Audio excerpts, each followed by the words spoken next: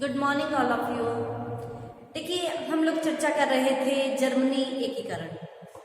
तो जर्मनी एकीकरण के हम लोगों ने दो चरण पढ़ लिए थे, डेनमार्क से युद्ध और सेडोवा का। ठीक है, और सेडोवा का जो युद्ध लड़ा गया था ऑस्ट्रिया और प्रशा के मध्य लड़ा गया था, हम लोगों ने पढ़ा, जिसमें क्या हो गया था, ऑस्ट्रिया पराजित हो गया था और प्रशा विजयी हो गया था। ठीक है, और जब ये इन दोनों में युद्ध समाप्त हो गया, और 7 सप्ताह का युद्ध भी कहा जाता है क्योंकि ये युद्ध 7 सप्ताह तक चला था, इसलिए इसे 7 सप्ताह का युद्ध भी कहा जाता है। ठीक है, इस युद्ध में प्रशा विजयी रहा और ऑस्ट्रिया पराजित हो गया। ठीक है, फिर क्या हुआ, इस युद्ध के पश्चात दोनों के मध्य एक संधि हुई। हम लोगों ने दोनों के युद्ध के बारे में पढ़ लिया था कि प्रशा ने ये युद्ध जीत लिया था और ऑस्ट्रिया ये युद्ध हार गया था। ठीक है, और इसके पश्चात दोनों के मध्य एक संधि हुई थी, जिसे कौन सी संधि कहा गया, प्राग की संधि।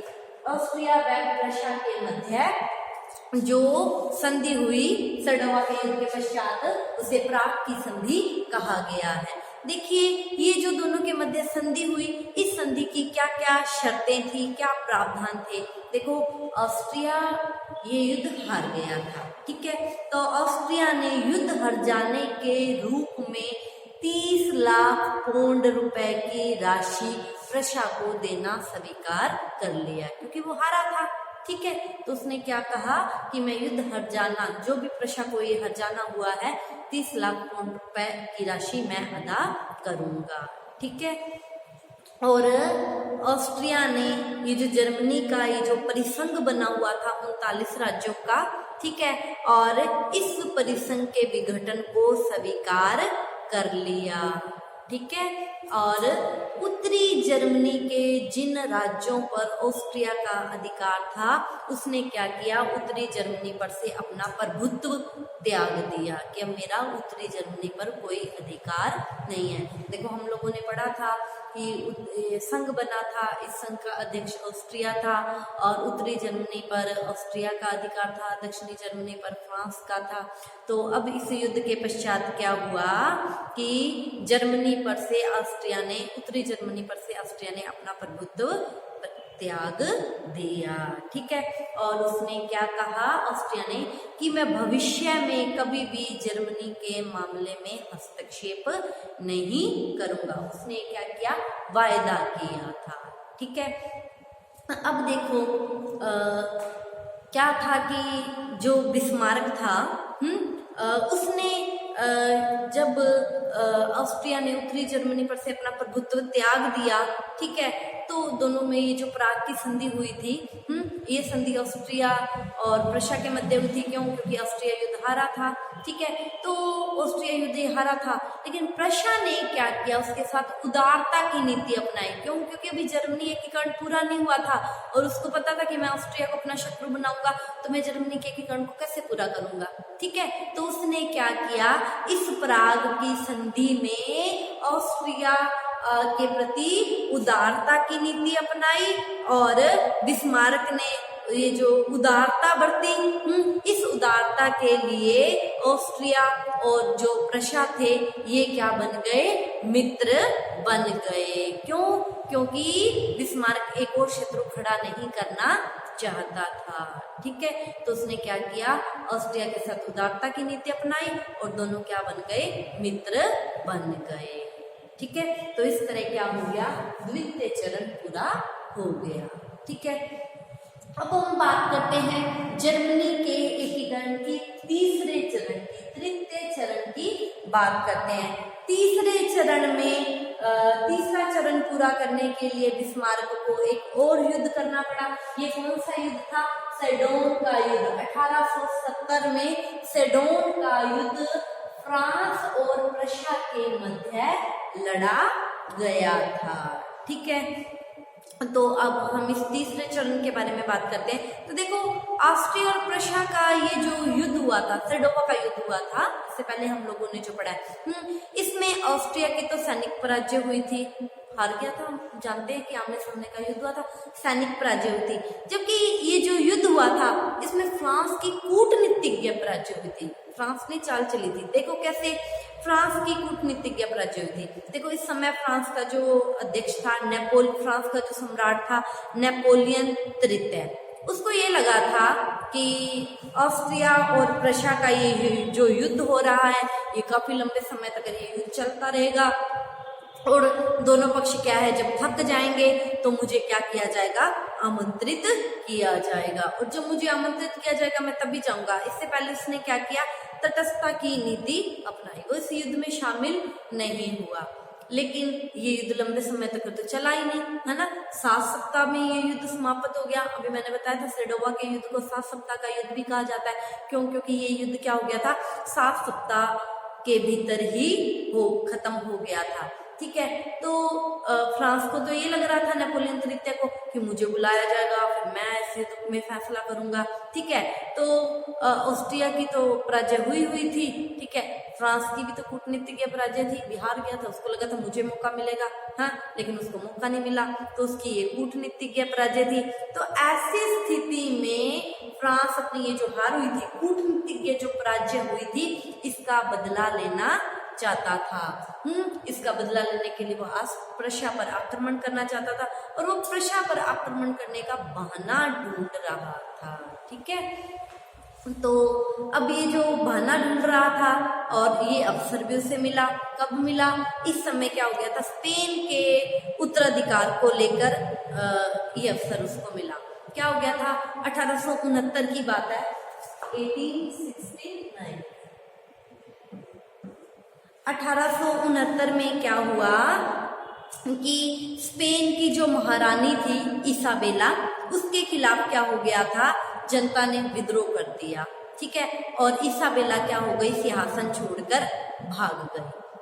1869 में स्पेन की जो महारानी थी इसाबेला, वहां की स्पेन की जनता ने उसके विरुद्ध विद्रोह कर दिया और वो क्या हो गया, सिंहासन छोड़कर भाग गई। ठीक है, तो जब वो सिंहासन छोड़कर भाग गई तो ऐसी स्थिति में ये जो स्पेन का जो सिंहासन खाली हो गया था, रिक्त सिंहासन पड़ा था, इस रिक्त सिंहासन पर दक्षिणी जर्मनी के राजकुमार को, जो कि प्रशा के नेतृत्व में था, प्रशा राजवंश का था, उसको क्या किया, नियुक्त कर दिया गया। क्या, स्पेन का उत्तराधिकारी उसको नियुक्त कर दिया गया। ठीक है, तो ऐसी स्थिति में नेपोलियन तृतीय ने क्या किया, केसर विलियम, जर्मनी के सम्राट केसर विलियम प्रथम को ये कहा कि आप जर्मनी राजवंश से संबंधित किसी भी व्यक्ति को स्पेन की गद्दी पर नहीं बिठाएंगे। ठीक है, और भविष्य में भी आप कभी भी स्पेन की गद्दी पर जर्मनी या प्रशा राजतंत्र के किसी व्यक्ति को उत्तराधिकारी नहीं बनाएंगे। देखो ये जो राजकुमार था दक्षिणी जर्मनी का था और प्रशा राजवंश से संबंधित था, तो इसीलिए नेपोलियन ने ये बात कही। क्यों? क्योंकि उसको लग रहा था कि स्पेन पर कहीं ये अपना अधिकार ना कर ले। ठीक है, तो उसने ये बात कही कि आप प्रशा राजवंश से संबंधित किसी भी व्यक्ति को स्पेन का उत्तराधिकारी नहीं बनाएंगे। केसर विलियम ने क्या किया, नेपोलियन तृतीय की, फ्रांस की ये बात स्वीकार भी कर ली। ठीक है, और फ्रांस ने जब ये बात कही, केसर विलियम ने स्वीकार कर ली, तो इस बात को विलियम प्रथम ने स्वीकार कर लिया। अब क्या हो गया, ऐसी स्थिति में नेपोलियन ने अपना एक दूत केसर विलियम के पास बातचीत करने के लिए भेजा, इसी स्पेन के उत्तराधिकार के प्रश्न पर बातचीत करने जब ये दूत गया तो ये एम्स नामक स्थान पर दोनों की बातचीत हुई थी। ठीक है, तो केसर विलियम और इन दोनों की ये जो बातचीत चल रही थी, केसर विलियम ने क्या किया, एम्स नामक स्थान पर बात हुई। तार के माध्यम से जो भी बातचीत हो रही थी इस सारी सूचना को बिस्मार्क तक पहुंचा दिया, इसलिए इसे एम्स तार भी कहा जाता है। कई बार छोटा क्वेश्चन भी पूछ लिया जाता है एम्स तार के बारे में, ठीक है। तो बिस्मार्क ने इस तार को, ये जो आपस में ये जो बातचीत हो रही थी समाचार पत्रों में प्रकाशित कर दिया, ठीक है। तो नेपोलियन ने क्या कहा कि इस तरह तो आप मेरा और फ्रांस का क्या कर रहे हो, अपमान कर रहे हो, आप जनता में ये बात समाचार पत्रों के माध्यम से कहलवा रहे हो, ये तो हमारा अपमान है, ठीक है। तो नेपोलियन ने फ्रांस का और अपना अपमान समझा, जबकि प्रशा की जनता ने अपने साम्राज्य का अपमान समझा। भी हमारे राजवंश का व्यक्ति क्यों नहीं बढ़ सकता, ये तो हमारा अपमान है, क्यों हम बिठा नहीं सकते, क्या हमारे में हुनर नहीं है, क्या नहीं है। तो जनता ने, प्रशा की जनता ने इसे अपना और अपने सम्राट का अपमान समझा। तो ऐसी स्थिति में उधर से नेपोलियन भी नाराज था, इधर से फ्रांस प्रशा की जनता भी नाराज थी, क्योंकि प्रशा की जनता अपने सम्राट का इसे अपमान समझ रही थी, क्यों नहीं बैठ सकता हमारे राजवंश का व्यक्ति, ठीक है। तो इस बात को लेकर फ्रांस और प्रशा दोनों के मध्य युद्ध हो गया, और फ्रांस और प्रशा के मध्य जो युद्ध हुआ 1870 में, इसे कौन सा युद्ध कहा गया, सेडोन का युद्ध कहा गया, ठीक है। और इस युद्ध में क्या हो गया, प्रशा विजेता रहा और फ्रांस क्या हो गया, पराजित हो गया, ठीक है। अब जब ये युद्ध हो गया तो अब दोनों के मध्य हार जीत भी हो गई, और उसके बाद दोनों के मध्य एक संधि हुई, ठीक है, जिसे कौन सी संधि कहा गया, फ्रैंकफर्ट की संधि। 10 मई 1871 को प्रशा और फ्रांस के बीच में कौन सी संधि हुई, फ्रैंकफर्ट की संधि हुई, ठीक है। और इस संधि के क्या प्रावधान थे, फ्रांस ने 20 लाख पाउंड रुपया हर्जाने के रूप में देना, प्रशा को देना स्वीकार कर लिया। मैं हारा हूं तो मैं ये जो युद्ध में खर्चा हुआ है हर्जाना है, ये राशि मैं चुकाऊंगा। और उसने दक्षिणी जर्मनी के प्रदेशों पर अपना आधिपत्य त्याग दिया, और क्या कहा कि भविष्य में मैं दक्षिणी जर्मनी के प्रदेशों पर कभी भी अपना आधिपत्य नहीं करूंगा, ठीक है। और बिस्मार्क ने जो दक्षिण जर्मनी के प्रदेश थे ये फ्रांस से लेकर जर्मनी के सम्राट कैसर विलियम को सौंप दिए, ठीक है। और इसी के साथ जर्मनी का एकीकरण पूरा हो गया, ठीक है। और कैसर विलियम को क्या किया, प्रशा के सम्राट कैसर विलियम प्रथम को जर्मनी के सम्राट के रूप में शपथ दिलवाई गई, ठीक है। और इसी के साथ जर्मनी का एकीकरण पूरा हो गया।